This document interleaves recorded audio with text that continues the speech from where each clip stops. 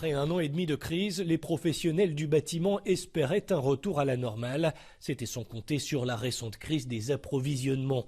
Un casse-tête pour les géants du BTP, comme pour des milliers d'artisans français, comme ce couvreur de région parisienne qui a vu les prix des matériaux flamber et les stocks se vider. La problématique aujourd'hui, c'est le prix du bois et puis de pouvoir se le procurer. Là, chez les négoces, c'est à 4 mois de délai pour avoir des matériaux. La plus grosse problématique qu'on a aujourd'hui, c'est les prix, c'est que les prix s'envolent.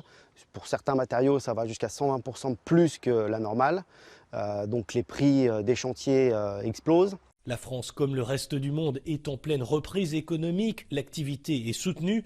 Alors, ces problèmes d'approvisionnement peuvent-ils brider la relance ? Le secteur du bâtiment fait tout pour éviter la suspension des chantiers.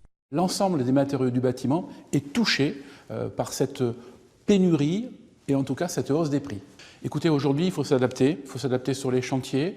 Les carnets de commandes des métiers et des entreprises du bâtiment sont bien garnis, donc tant mieux.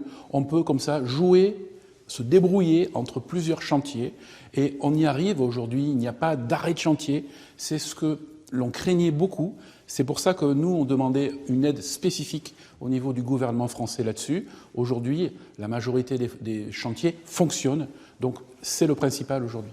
La crise s'étend à d'autres secteurs, l'industrie, en particulier automobile, dépendante des semi-conducteurs, mais aussi la grande distribution qui prépare les commandes de Noël, comme si la machine était repartie trop vite. Il y a les pénuries liées aux engorgements du transport maritime mondial.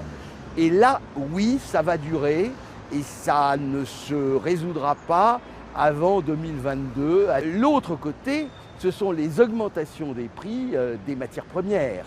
Là, pour certaines, on est peut-être déjà après le pic.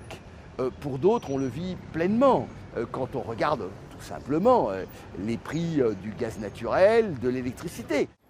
Vous l'aurez compris, ces tensions post-pandémie se ressentent sur l'ensemble des marchés. Ici en France, en effet, les prix de l'énergie sont en hausse, ceux de l'électricité, du gaz et même du carburant. Et cela pèse sur le portefeuille des Français les plus modestes. Cyril Fourneris, CGTN, Paris.